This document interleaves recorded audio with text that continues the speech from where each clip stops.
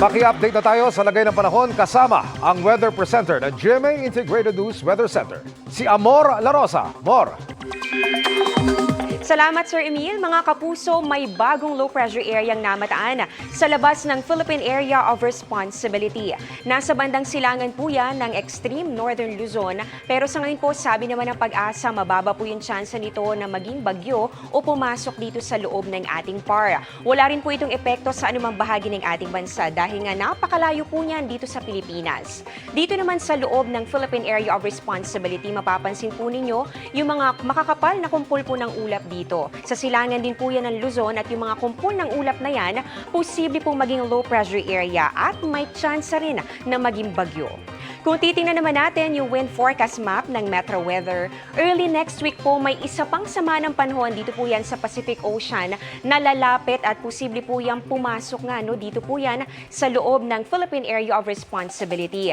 Base po sa ipinapakita ritong sirkulasyon, ayan po ay maaaring bagyo na kapag pumasok dito sa ating boundary.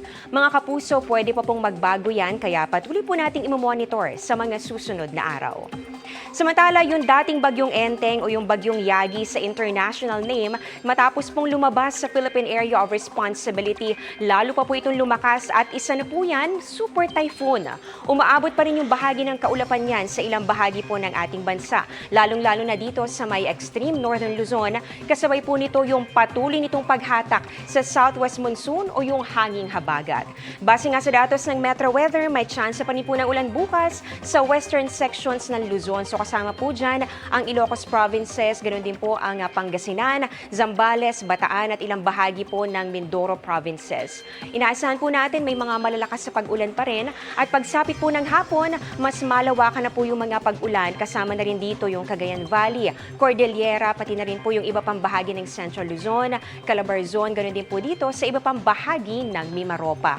Bahagya naman po mababawasan yung mga pag-ulan, dito po yan sa ilang bahagi ng Bicol Region. So nakikita po ninyo yung mga nagkukulay pula at kulay orange dito po sa ating legend. Ibig sabihin po niyan ay mga malalakas na mga pag-ulan. Kaya posible pa rin po itong magdulot ng mga pagbaha o kaya naman ay landslide. Kaya mag-ingat at maging alerto pa rin.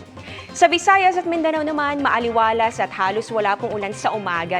Pero pagsapit po ng hapon, may mga kalat-kalat na pag-ulan na po. Dito po yan sa May Aklan, Antique, Negros Island, Cebu, pati na rin po dito sa ilang bahagi ng Mindanao. Inaasahan din po natin yan kung saan meron po dito mga lugar na makakaranas ng mga malalakas na ulan dahil po ito sa localized thunderstorms na madalas nga pong maranasan sa hapon o kaya naman ay sa gabi.